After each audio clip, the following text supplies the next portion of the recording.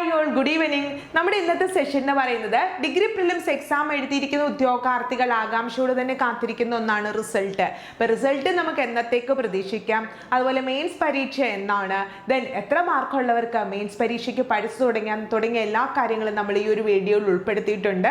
Welcome to mean PSC the right guidance. ഇപ്പോൾ സെഷനിലേക്ക് പോകുന്നതിന് മുമ്പ് നമ്മുടെ യൂട്യൂബ് ചാനൽ മിൻറ്റു PSC ആദ്യമായിട്ട് കാണുന്നവരാണെങ്കിൽ ചാനൽ ഒന്ന് സബ്സ്ക്രൈബ് ചെയ്യുക. ലേറ്റസ്റ്റ് ആയിട്ടുള്ള നോട്ടിഫിക്കേഷൻ, മോട്ടിവേഷൻ വീഡിയോസോ കമന്റ് സെഷൻസ് ഒക്കെ ഇവിടെ അവൈലബിൾ ആണ്. ദെൻ ഡിഗ്രി മെയിൻസ് പരീക്ഷയ്ക്ക് തയ്യാറാകുന്നവർക്കായിട്ടുള്ള കോഴ്സും നമുക്ക് അവൈലബിൾ ആയിട്ടുണ്ട്. കോഴ്സിനെ കുറിച്ചൊക്കെ കൂടുതൽ അറിയാനായിട്ട് നിങ്ങൾ സ്ക്രീനിൽ കാണുന്ന നമ്പറിലൊന്ന് കോൺടാക്ട് ചെയ്യാവുന്നതാണ്.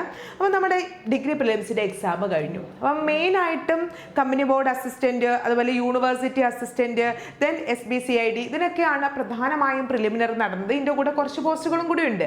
എങ്കിലും മെയിൻ ഇതൊക്കെ തന്നെയാണ് നടന്നിരിക്കുന്നത്. 3 ഘട്ടങ്ങളായിട്ടാണ് എക്സാം നടന്നത്.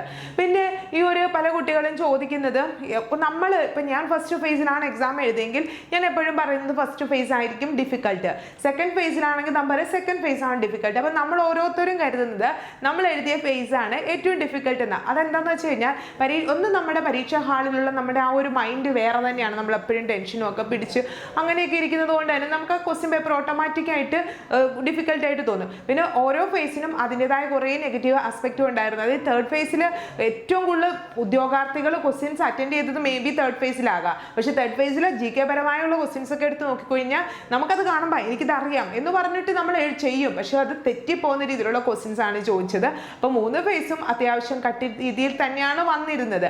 അപ്പം നമുക്ക് ഇതിൻ്റെ കട്ട് ഓഫ് എത്ര മാർക്ക് ഉണ്ടെങ്കിൽ ഇത് പഠിച്ചു തുടങ്ങാമെന്ന് വെച്ച് കഴിഞ്ഞാൽ, മക്കളെ ഒരു പരീക്ഷയുടെ കട്ട് ഓഫ് എപ്പോഴും നിർണ്ണയിക്കുന്നത് വെച്ച് കഴിഞ്ഞാൽ, ഒന്ന് ആ പരീക്ഷ അപ്പിയർ ചെയ്ത ഉദ്യോഗാർത്ഥികൾ എങ്ങനെയാണ് അത് പെർഫോം ചെയ്തത്, 2 അതിനകത്തിൽ എത്ര വേക്കൻസി ഉണ്ടാവും. അതായത് കമ്പനി ബോർഡ് അസിസ്റ്റന്റ് എന്ന് പറയുമ്പോൾ അത്യാവശ്യം നല്ല രീതിയിൽ നിയമനങ്ങൾ നടക്കുന്ന ഒഴിവുകളുള്ള ഒരു പോസ്റ്റ് തന്നെയാണ്. അപ്പോൾ കമ്പനി ബോർഡ് അസിസ്റ്റന്റിന്റെ പ്രിലിംസിന്റെ cut off may be university അസിസ്റ്റന്റിനെക്കാട്ടിലും കുറച്ച് കുറവായിരിക്കും. കാരണം യൂണിവേഴ്സിറ്റി അസിസ്റ്റന്റ് എന്ന് വെച്ച് കഴിഞ്ഞാൽ ഇത്ര നമ്പർ ഓഫ് പീപ്പിളെ കാണുള്ളൂ മെയിൻസ് ലിസ്റ്റിൽ, ഇത്ര വേക്കൻസി ഇവിടെ ഉള്ളൂ. അപ്പോൾ പ്രിലിംസ് ക്വാളിഫൈ ചെയ്യുന്ന ഉദ്യോഗാർത്ഥികളുടെ എണ്ണം കമ്പാരബിളി കുറവായിരിക്കും. അപ്പോൾ പക്ഷേ കമ്പനി ബോർഡ് അസിസ്റ്റന്റ് അങ്ങനെയല്ല, അത്യാവശ്യം ബൾക്ക് വേക്കൻസി, അത്യാവശ്യം നല്ല രീതിയിൽ വേക്കൻസി നിയമനം നടക്കുന്ന പോസ്റ്റാണ്. അപ്പോൾ പ്രിലിംസ് പാസ്സാക്കുന്ന ഉദ്യോഗാർത്ഥികളുടെ എണ്ണം കൂടുതലായിരിക്കും, അപ്പം കട്ട് ഓഫ് കുറയും. പക്ഷേ യൂണിവേഴ്സിറ്റി അസിസ്റ്റന്റിനും കമ്പനി ബോർഡ് അസിസ്റ്റന്റിനെക്കാട്ടിലും കട്ട് ഓഫ് കൂടാനുമാണ് സാധ്യത പ്രിലിംസിന്റെ. പിന്നെ പ്രിലിംസിൽ ഒരുപാട് വലിയ കട്ട് ഓഫിലേക്കൊന്നും പോകില്ല. പിന്നെ നമ്മൾ ഒരു പരീക്ഷ ഏതാണെങ്കിലും എടുത്തു കഴിഞ്ഞാൽ ആ പരീക്ഷയ്ക്ക് ആത്മാർത്ഥമായിട്ട് ആ പരീക്ഷയ്ക്ക് പഠിച്ചു ഒരുവിധം നന്നായിട്ട് പ്രിപ്പയർ ചെയ്ത് പോയ ഉദ്യോഗാർത്ഥികൾ തീർച്ചയായിട്ടും പ്രിലിംസ് ക്വാളിഫൈ ചെയ്യും. അതെന്താണെന്ന് വെച്ച് കഴിഞ്ഞാൽ, ഇപ്പോൾ ഡിഗ്രി തലത്തിലുള്ള ഒരു എക്സാമാണ്. ഈ എക്സാമിനെ ബേസ് ചെയ്തിട്ട് കുറേ നാളായിട്ട് ഞാൻ പഠിക്കുന്നുണ്ട്. അപ്പോൾ ആ രീതിയിൽ ആ ഒരു മൈൻഡ് സെറ്റ് വെച്ചാണോ നിങ്ങൾ പരീക്ഷ എഴുതിയതെങ്കിൽ തീർച്ചയായിട്ടും നിങ്ങൾക്ക് പ്രിലിംസ് കിട്ടുക തന്നെ ചെയ്യും. അത് ഇത്ര മാർക്കുണ്ട്, ബിക്കോസ് നിങ്ങൾക്ക് അതിനകത്തിൽ അത്യാവശ്യം സിലബസും കാര്യങ്ങളും ഒക്കെ നിങ്ങൾ പഠിച്ചിട്ടുണ്ടാവും. കുറച്ച് നെഗറ്റീവ് പോയാലും നിങ്ങൾക്ക് പ്രിലിമിനറി ക്ലിയർ ചെയ്യാനായിട്ട് പറ്റും. ഇനി അടുത്തത് നമുക്ക് പ്രിലിംസിന്റെ റിസൾട്ട് എന്ന് വരുമെന്നാണ്. അതായത് PSCയുടെ ഒരു കലണ്ടർ പ്രകാരം നിങ്ങൾക്കറിയാം, ഓഗസ്റ്റ് മുതൽ ഡിഗ്രി മെയിൻസിന്റെ ആ ഒരു എക്സാം ഡേറ്റ് കൊടുത്തിട്ടുണ്ടായിരുന്നു. പക്ഷേ ഓഗസ്റ്റ് മാസത്തെ കലണ്ടറിൽ മെയിൻസ് എക്സാം ഇല്ല. അപ്പോൾ നിങ്ങൾക്ക് സെപ്റ്റംബർ മുതൽ ഡിഗ്രി മെയിൻസിന്റെ എക്സാം എക്സ്പെക്ട് ചെയ്യുക. ഓരോന്നിനും ഓരോ എക്സാം ആയിരിക്കും. കമ്പനി ബോർഡ് അസിസ്റ്റന്റ് വേറെ, യൂണിവേഴ്സിറ്റി അസിസ്റ്റന്റ് വേറെ, അങ്ങനെ ആയിരിക്കും നടക്കാൻ പോകുന്നത്.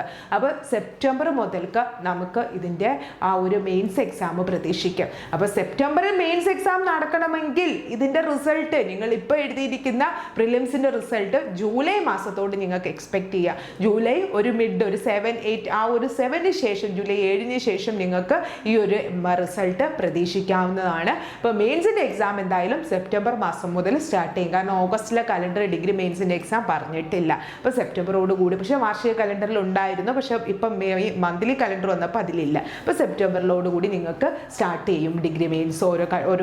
ഓരോതിൻ്റെ ഓരോ ഡിപ്പാർട്ട്മെൻറ്റിൻ്റെ എക്സാമുകൾ നടക്കും. അപ്പോൾ അത്യാവശ്യം ഒരുവിധം വലിയ കുഴപ്പമില്ലാത്ത മാർക്കുള്ള ഉദ്യോഗാർത്ഥികൾ പഠിച്ചു തുടങ്ങിക്കോളൂ. ടൈം കളയണ്ട, നല്ല രീതിയിൽ പ്രിപ്പറേഷൻ ആരംഭിക്കുക. കിട്ടുമോ കിട്ടത്തില്ലേ എന്ന് വിചാരിച്ചിരിക്കരുത്. കാരണം നിങ്ങൾക്കിത് ഡിഗ്രി പ്രിലിംസ് നിങ്ങൾ ക്വാളിഫൈ ചെയ്ത് കഴിഞ്ഞാൽ പിന്നെ വളരെ കുറച്ച് സമയങ്ങൾ മാത്രമേ മെയിൻസ് പരീക്ഷയ്ക്കായിട്ട് പ്രിപ്പയർ ചെയ്യാൻ കാണുള്ളൂ. അപ്പോൾ ആ ഒരു ടൈമിൽ നിങ്ങൾക്ക് ചിലപ്പോൾ പ്രോപ്പറായ രീതിയിലൊരു പ്രിപ്പറേഷൻ ചിലപ്പോൾ പറ്റിയെന്ന് വരില്ല. അപ്പോൾ ഈ ഒരു ഇയർ നഷ്ടപ്പെട്ട് കഴിഞ്ഞാൽ വീണ്ടും നിങ്ങൾ എഗെയിൻ അടുത്ത ഈ നോട്ടിഫിക്കേഷൻ വരുന്നത് വരെ കാത്തിരിക്കണം. അപ്പോൾ നമ്മൾ പലവരും ഏജ് ഓവർ ആവുകയും ചെയ്യും. സോ അപ്പോൾ ചിലവരൊക്കെ ലാസ്റ്റ് ചാൻസിൽ എക്സാമൊക്കെ എഴുതിയവരൊക്കെ ഉണ്ട് ഈ കൂട്ടത്തിൽ.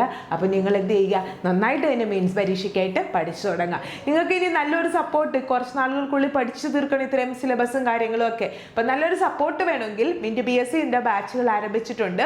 നമ്മൾ സിലബസ് അനുസരിച്ച് ലൈവ് ക്ലാസ്സുകളാണ് പ്രൊവൈഡ് ചെയ്യുന്നത്, ഇവിടെ റെക്കോർഡഡ് ഇല്ല. ഇനി ലൈവ് പറ്റാത്തവർക്കായിട്ട് റെക്കോർഡഡ് സെഷൻ കിട്ടും, mock test, mental support, WhatsApp group, print എടുക്കാവുന്ന ഫോമാറ്റിലെ നോട്ട്സും ഒക്കെ അവൈലബിൾ ആണ്.